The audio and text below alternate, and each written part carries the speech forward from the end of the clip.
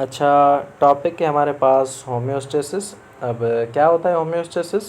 तो होम्योस्टेसिस होता है maintenance of stable internal conditions या internal environment of body despite external changes.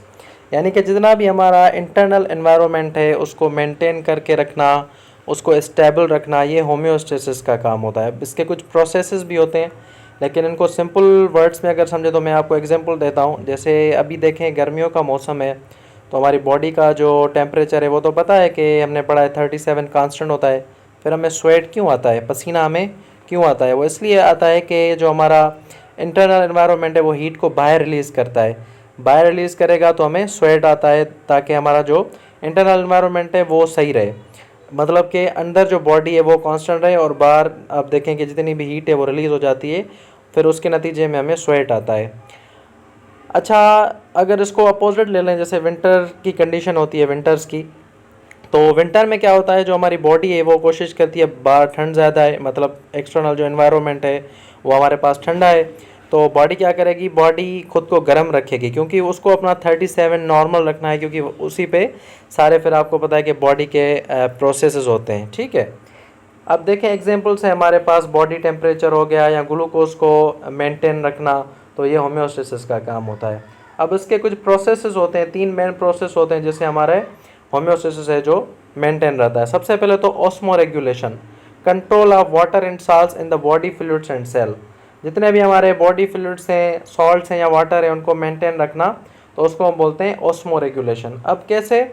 Suppose करें कि ये हमने एक गिलास ले लिया, मैं आपको समझा रहा हूँ, इसके मैंने 2 हिस्से कर लिए। ठीक है, अब ये जितना भी हिस्सा है यहाँ पर साल्ट्स इतने हैं और यहाँ तक वाटर है, ये पूरा वाटर भरा हुआ है। ठीक है, अब वाटर क्या करेगा, इसको मेंटेन करने के लिए हायर से लोअर कंसंट्रेशन की तरफ जाएगा। ठीक है, हायर से लोअर कंसंट्रेशन की तरफ जाएगा। अब जो यहाँ पर मैं नेक्स्ट बना रहा हूँ, उसमें जो कंडीशन होगी वो बिल्कुल ही इक्विलिब्रियम होगी। यहाँ आप कह लें कि होम्योस्टेसिस, अब ये होम्योस्टेसिस कंडीशन में आ गई, यानी कि ये मेंटेन हो गया। ठीक है, तो यही होता है जिसको हम बोलते हैं ऑस्मो रेगुलेशन, ये प्रोसेस होता है होम्योस्टेसिस का। दूसरा होता है thermo regulation, maintenance of body temperature. मैंने आपको अभी बताया, जैसे देखें स्वेट जो है वो निकलता है हमें, या प्लांट जो है अपना वाटर जो है वो रिमूव कर देते हैं, ज़्यादातर टेम्परेचर बढ़ जाता है तो ट्रांसपायरेशन का जो प्रोसेस है वो उनमें ज़्यादा होता है। Excretion, removal of waste to keep balance, जितने भी वेस्ट हैं उनको रिमूव किया जाता है ताकि जो हमारी कंडीशन है वो क्या रहे, बैलेंस रहे। ठीक है, तो ये 3 प्रोसेसेस होते हैं। अब प्लांट्स में होम्योस्टेसिस किस तरह होता है? Plants respond to environment changes, जितनी भी इन्वायरमेंट चेंजेस होती है उसको रेस्पॉन्ड करते हैं। They keep their environmental condition constant, यही तो डेफिनेशन है ना कि इंटरनल कंडीशन को कांस्टेंट रखना, ये हमारे पास होम्योस्टेसिस होता है। अब कैसे मैकेनिज्म होता है प्लांट्स में? ये बैलेंस ऑफ वाटर रखते हैं, गैसेस का बैलेंस रखते हैं, ऑक्सीजन कार्बन डाइऑक्साइड दोनों, balance of nitrogenous and other material. ठीक है, अब देखें removal of extra carbon dioxide and oxygen, जब ऑक्सीजन या कार्बन डाइऑक्साइड बढ़ जाए तो उसको प्लांट्स किस तरह रिमूव करते हैं? अब हमें पता है कि डे टाइम में हमारे पास फोटोसिंथेसिस होती है, तो carbon dioxide from respiration is use in photosynthesis. जितनी भी कार्बन डाइऑक्साइड आएगी उसको फोटोसिंथेसिस के प्रोसेस में यूज़ किया जाता है। पता है ना कि कार्बन डाइऑक्साइड और जो हमारे पास वाटर है H2O, ये मिलकर बनाते हैं ग्लूकोज C6H12O6। ठीक है, और ऑक्सीजन निकल जाती है। ठीक है, और ये हमारे पास एंडोथर्मिक रिएक्शन होता है। क्यों? क्योंकि यहाँ पर जो हीट है वो सन से क्या की जाती है, उसकी जो लाइट है उसको एब्जॉर्ब किया जाता है। ठीक है, तो याद रखें कि कार्बन डाइऑक्साइड जितनी भी रेस्पिरेशन में होगी वो फोटोसिंथेसिस में यूज़ होगी, वो हमारे पास वेस्ट नहीं है। अब नाइट में प्रॉब्लम आती है ना, नाइट में क्या होता है, फोटोसिंथेसिस होता नहीं, तो जितनी भी एक्स्ट्रा कार्बन डाइऑक्साइड है वो स्टोमेटा के थ्रू रिलीज की जाती है। अब यहाँ पर आपका सवाल होगा, सर जो प्लांट्स होते हैं वो तो ऑक्सीजन रिलीज़ करते हैं ना, तो क्या वो रेस्पिरेशन नहीं करते? वो बिल्कुल रेस्पिरेशन करते हैं, ये बात याद रखें कि प्लांट रेस्पिरेशन भी करते हैं। तो जितनी भी जब वो रेस्पिरेशन करते हैं तो extra carbon dioxide as a waste हो गई, तो वो स्टोमेटा के थ्रू, स्टोमेटा पता है ना कि जहाँ पर जैसे हमारे लंग्स हैं एनिमल्स के, तो प्लांट्स में हमारे पास स्टोमेटा होती है, वो फंक्शन करती है जैसे हमारे लंग्स गैसियस एक्सचेंज का प्रोसेस करते हैं, वैसे स्टोमेटा जो है वो गैसियस एक्सचेंज का प्रोसेस परफॉर्म करती है। ठीक है, अब देखें रूट्स हैं। रूट्स में भी क्या होता है कि जो रूट्स होती हैं वो कार्बन डाइऑक्साइड को डिफ्यूज़ कर लेती हैं रूट हेयर्स के थ्रू। रूट में फिर रूट हेयर्स होती हैं। ऑक्सीजन, देन हमारी जो ऑक्सीजन है, ऑक्सीजन इन मीज़ोफिल सेल्स। अब मीज़ोफिल जो सेल्स होते हैं उनमें होता है क्लोरोप्लास्ट, और क्लोरोप्लास्ट के अंदर होता है क्लोरोफिल। यह मीज़ोफिल है कि उसकी ऑर्गेनल है, सेल ऑर्गेनल है। अब इसमें क्या होता है, ये मीज़ोफिल सेल प्रोड्यूस करते हैं, प्रोड्यूस ऑक्सीजन हमारी प्रोड्यूस हो जाती है मीज़ोफिल सेल्स में। क्यों? क्योंकि फिर उसको बाहर भी तो जाना है ना। तो ये मीज़ोफिल सेल्स में होता है हमारा क्लोरोप्लास्ट, और क्लोरोप्लास्ट में अंदर होता है हमारा क्लोरोफिल जो कि ग्रीन पिगमेंट है जहाँ पर फोटोसिंथेसिस का प्रोसेस होता है। ठीक है, अब एक्स्ट्रा ऑक्सीजन जितनी भी है वो रिमूव की जाती है स्टोमेटा के ज़रिए।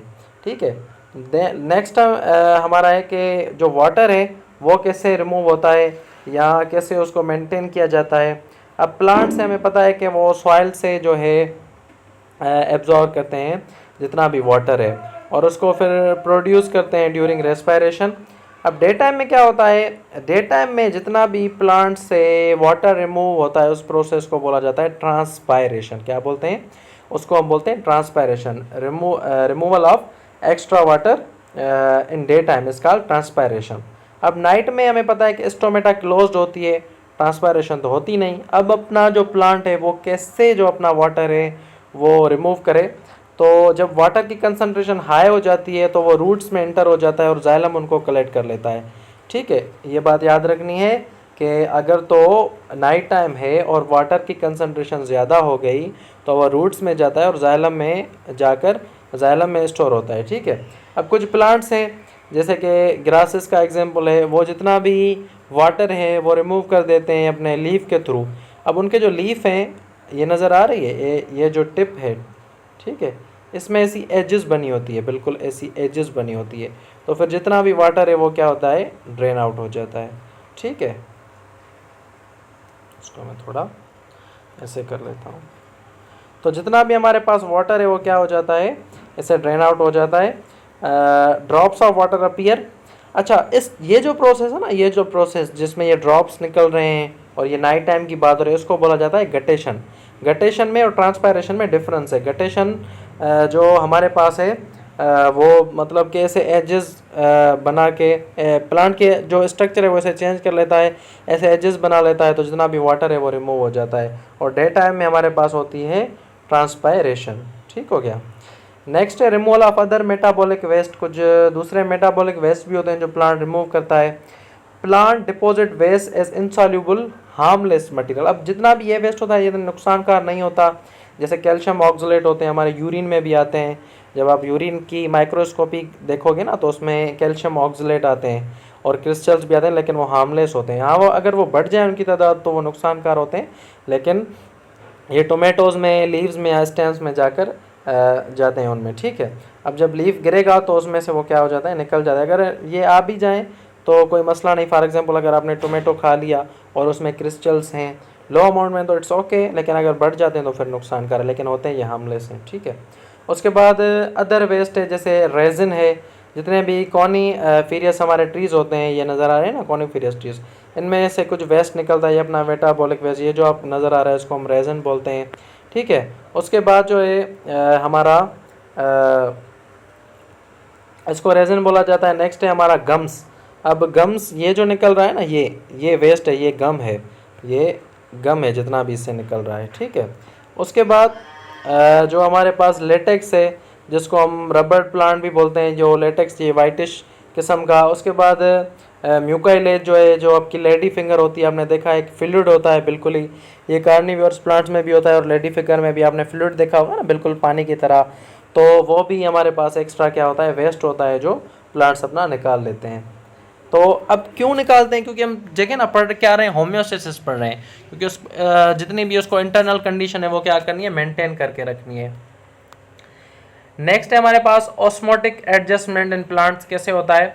अब ऑस्मोटिक एडजस्टमेंट जो है, यानी कि जो हमारा वाटर है, जैसे हमने पढ़ा कि ऑस्मो रेगुलेशन, उसको कैसे वाटर को, सॉल्ट को यहाँ जितने भी फ्लूइड्स हैं उनको मेंटेन करके कैसे रखते हैं प्लांट्स, उनकी 3 कैटेगरीज होती हैं। सबसे पहले आते हैं hydrophytes. Hydro means water, phyto means plants, ठीक है। मतलब हाइड्रोफाइट्स हो गए, जीरोफाइट्स हो गए और हेलोफाइट्स। अब सबसे पहले हमारे पास ये देखें, इनका स्ट्रक्चर देख लें। हाइड्रोफाइट्स मोस्टली वाटर में होते हैं और जो जितने भी हमारे जीरोफाइट्स होते हैं वो ड्राई कंडीशंस में होते हैं। और हेलोफाइट्स में से कॉन्स, बिल्कुल कांटेदार जो हमारे प्लांट, मतलब इन कांटे इनके पास भी होते हैं लेकिन ये प्लांट ही कांटे वाले होते हैं ज़्यादातर, ठीक है। तो इनके बिल्कुल ही मतलब ऐसे थिन जो है वो लीफ होते हैं। तो इसका क्या प्रोसेस है, इसका रीज़न क्या है वो मैं आपको बताता हूँ कि क्या रीज़न है कि मतलब इनका स्ट्रक्चर ऐसे बन जाता है। अब सबसे पहले तो हाइड्रोफाइट्स आते हैं।